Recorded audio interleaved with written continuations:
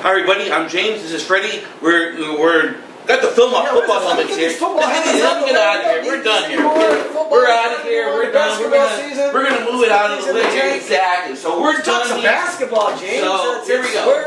That's it. Who cares about the basketball season? That's right. So we're ready to roll here. So we have some teams that are rolling. You know, this week in particular, we've got the always good Sierra Vista Covina boys basketball tournament, but on the west side is the one you were at last night. That's always a biggie. The Rose City Classic, hosted by Maranatha. So this is the full court press. And we're going to try to do this maybe once or twice, once a month, and once bi-monthly. You do want to keep everyone to know what's going on in the area. I think this would be fun to do. Maybe select a basketball venue to go to one of these weeks. Yeah, just going to do this. Absolutely. Yeah. And this is going to be an interesting season, Freddie, because the best team.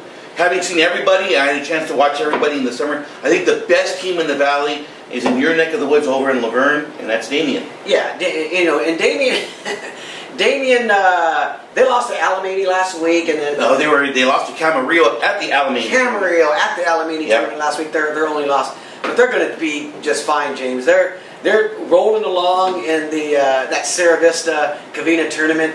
Probably a tournament they don't need to be in really anymore because you know, they're just going to probably roll through it. They're going to be in Thursday's quarterfinals. You know, who did they roll through this week? They rolled through Northview, they rolled through Monrovia. Yeah. I think in the Northview game, one of those quarters outscored them 34 to nothing. 34 to nothing.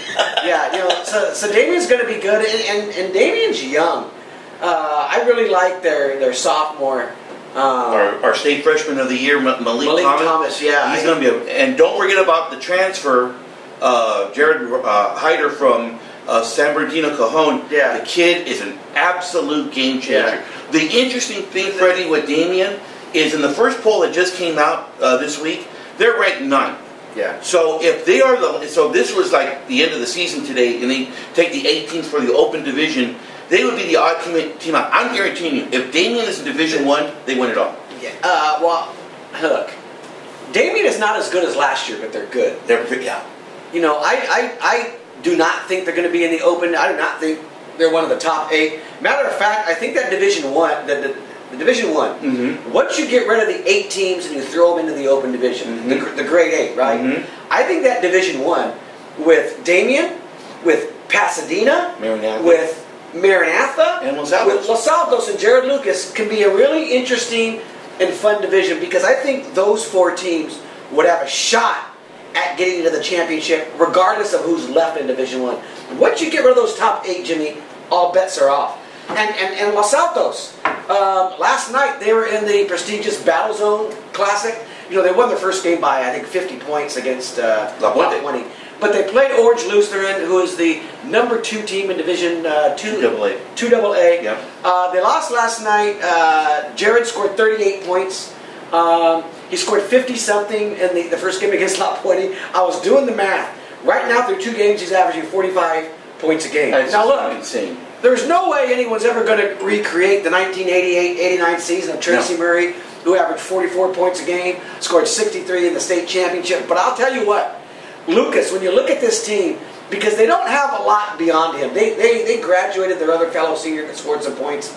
It's going to be the Lucas offense against these teams, and he's going to have to average probably 35 points a game. I'll be curious what he's going to average the rest of the way. When you think back to that Murray season, that 88-89, and I used to go there, it was really like, and I've kind of talked to Mike Leduc a little bit about this over there. He was the number 1 scoring option, and everything ran through him on almost every play. Why wouldn't Whether he's shooting the ball or he's throwing the ball to a cutter. Why wouldn't it? It's going to have to be like that with Jared. And the other players on that team are going to have to buy in and say, hey, look, this is our bread and butter. If we can all play defense, if we can all, play our roles and not worry about whether Jared scores his 35, whether Jared scores his 48. Let Jared have that historic season, because he is your best option by far in offense. That's your best chance to win. Everyone else needs to buy into the defensive end of that and say, we're going to score on breaks, we're going to score on cuts. Yeah. But there's not any of this other guy's going to think about getting mine, because he's got to get his. And if he gets his, that's their best chance to win. So I'm really curious to watch how the whole Los Altos season unfolds. They'll play Highland on Thursday. in the consolation bracket. Right. You know what's going to be interesting is going to be their tournament, their post-Christmas tournament. That's going to just show us a lot where they're going to stand as far as the power structure goes in Southern California. The Damien tournament? Yeah, that's going to be a big tournament for them. One other team we want to mention real fast, Freddie, that's off to a fast start. Our man, Gordon Hamlow at Glendora. He won again last night in overtime against Ontario Christian. This is the same similar group that was there last year. They were under 500. Now Gordon. What division are they in, Jimmy? I get familiar with the new divisions. I'm going to put it on the graph. I don't have it with me right now, but I'm just telling you. They're a Division 3 AA, which is a great division. It's a great division. If you think back, that was the division that Bishop Amat made the run to the final last year. That 3A, 3 AA has opportunities for good, not great teams to make those runs to the championship. So when you think of Gordon Hamlow, who's always, to me, gets more, whatever talent you have, he's gonna get more out of it. Yeah. And at Glendora, they've normally had talent. Now, the past few years, there's been some slippage. But he's home. He can obviously coach. He's home. He's back at Glendora. We'll see what he does. But yeah, that's a really good start for him, and I'll be curious to see how that goes. I also think Bishop Amat is going to be okay. Right. There's a lot of Doherty's off to a decent start. They are. And I'm going to give Pasadena. And I'm going to give you before we go to the west side here real fast. Last year we had 5AA, 5A champions teams, that we never heard of before. Dallas won a championship. Yeah. Well, we've got our new one this year. Doherty won a championship. Yeah. Well, we got our new one this year. It is El Monte. I was going to say that. Number 1 in what? Division 5 AA. El Monte. They are 5-1 to start the year. El Monte football. What happens? They're in Division 13 and they're semifinals in the historic season, and now it's El Monte basketball. Isn't that something? And I think that'll be fun because schools like that get behind something like this. Yep. It'll be fun. I'm gonna go. I gotta go watch them. I'll be honest. I don't know what they have. There's so many teams. It's so early in the season, and finishing football. Maybe those football guys. Maybe Devon Booth is a freaking basketball player too. Who knows? We'll have to find out. Let's talk about the west side real fast, where I'm at, and of course the talk this year is Pasadena. No more Bryce Hamilton. No more Darius Brown. It's a whole new team. I had a chance to watch them play last night in the first round over at Maranatha, and it's interesting, Fred. It's Aaron likes to say the names may change, but the results are still the same, and it's really going to be that way this year. I think they're going to be a team that's going to be really an interesting team to watch. Denny Pena, who was our first team Star News All-Area pick last year, transfer from Duarte. He is going to be some type of player for them. He's going to the Bulldogs are going to be fine. Maranatha also has a big transfer in Junior Camacho from Canyon Country, 6'3", long arms. He's going to be a big player with Wes Clarkson, their big guy down below. My sleeper this year, Freddie, is St. Francis. St. Francis. You said that from the beginning of the year. Why, Jimmy? Why? Well, they got a couple good players. One of them is Andre Henry. He's a junior. He's one of the top guards in Southern California. He's got a few offers already. And Dennis Flowers III can literally fill it up. He averages almost 20 points a game. Todd Wilson, the head coach over there, does a tremendous job. And what division are they in? They are in the same division, my friend, as Glendora. They are in 3AA. That might be your favorite then to win the 3AA. Where are they ranked? They're fourth. Yeah, they have them fourth already. Glendora is 8th. Yeah. Keppel is 12th. They have Lars Anderson. Keppel's, they won the first 2 games in the Cavita tournament. Yeah, they got Lars Anderson, who was all league. I think it was just so you know, Thursdays, real quickly in that series, the Cavita, the teams that have already punched their tickets to the quarterfinals are Damien, Scher, Keppel, and Walnut, just so you know. And there's a story online right now that kind of lays out who's playing who and what to look for. And don't forget about Tom Hoffman at Lock and Yada. You got Ryan Graves, one of the top guards in the area. He is going to be a really good player. He's also a top baseball player as well. Tom Hoffman always does a great job at and how's that new gym at Pasadena? Have you seen it? Problem still, Freddie. They haven't been able to. Still not done. No, they haven't put the scoreboard up. It's like, how do you want to keep? I told Tony last night, I don't want to keep scoreboard. That was supposed to be done last December, January, maybe February. Then they said, okay, it's going to be late into the summer. We started a new basketball season, and they're not ready to go. Girls basketball quickly, Freddie. Glendora titled, Believe Town is back. They got Jordy Holmes is one of the top players in the area. I think Glendora will be the top team. However, there's 2 teams on the west side you have to watch this year, folks. Arcadia with our man Adam Conover. They won the blue division of the Arcadia Invitational last week. Shahana Sakumara, I believe is her name, and she was our player of the week last week. And if you have a chance, folks, Flint Ridge Prep has a guard by the name of Caitlin Chin. She is a Pac-12 player. Every coach, I'm going to go watch her play in a couple weeks. Every coach I've talked to within that area have nothing but great things to say about her. She averages close to 30 points a game. She's that good. She scored 32 she scored in the 30s in that tournament game against Keppel. And on the Whittier side, quickly, Freddie, Sam Howland from La Habra, top player. La Habra will be probably the team to beat will be the best team, at least in the I can't believe you named all these girls' basketball teams and you don't throw Keppel, who's probably the best. They're in Division One. Division One with Vanessa Aguirre, who's she's a great player. They got drilled by Sierra Canyon in the final, and Sierra Canyon is the number 7 ranked team in Cal High Sports. How Keppel does it with these Division One teams when you think of that area, and you think of, let's be honest, you think of the demographic and how it's impacted other sports.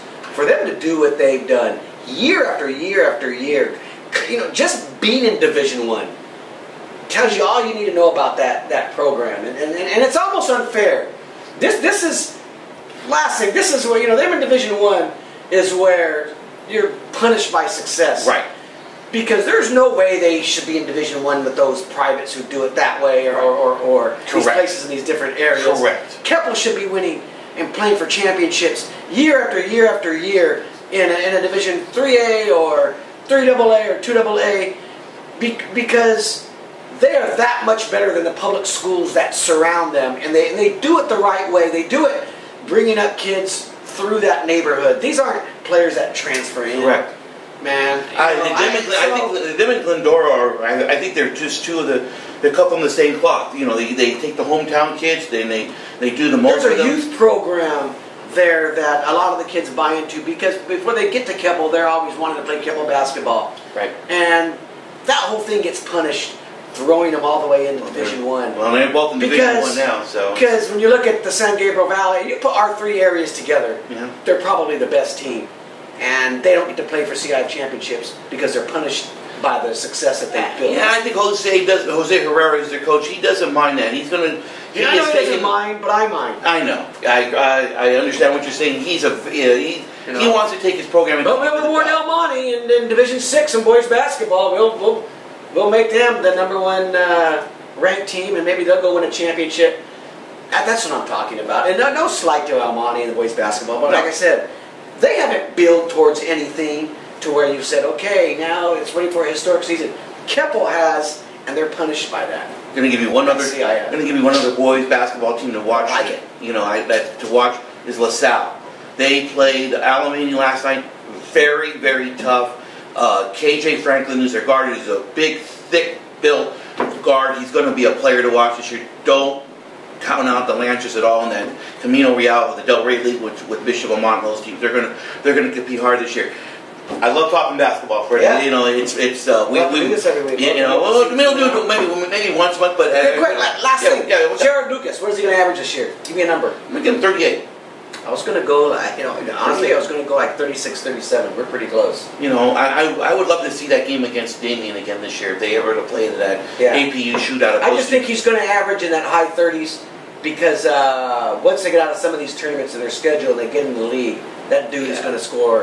He's going to have 40, 50-point games. He's must watch. I mean, I think the admissions for the games are $10 to go watch a high school basketball game. So Coach Lucas, update your stats on Max Prince, yes, please. When you have a sensation like this, and he's your son, people like us want to follow game in and game out.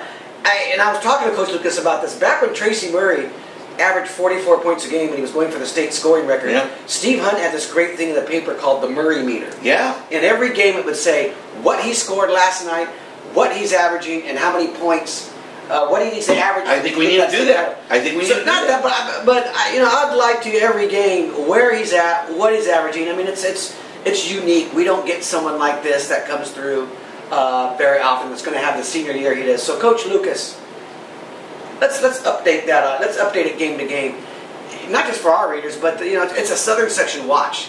He'll probably be one of these sections scoring leaders, and if we don't put it on Max Preps, no one's ever going to see it. Unless he texts it to you now. If he's texting the numbers. Then I got to do the math. Yeah, exactly. Who wants to do the math, right? We have all kinds of coverage starting in the winter. Freddie's going to be out of tournaments. I want to be at a bunch of tournaments this year. It's one of my favorite times of the year because we transition Freddie from being outside to being indoors. Yeah. So which means there's no, it means season. Yeah, exactly. And which also means that games get done faster, which means we get our stories up Friday night faster. So make sure.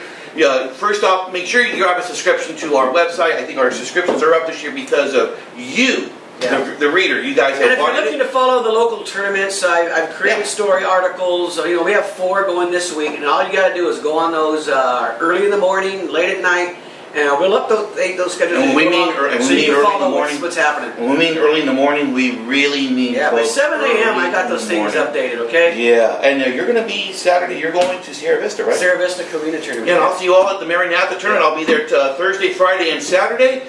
Have a great week, everybody. Thank you.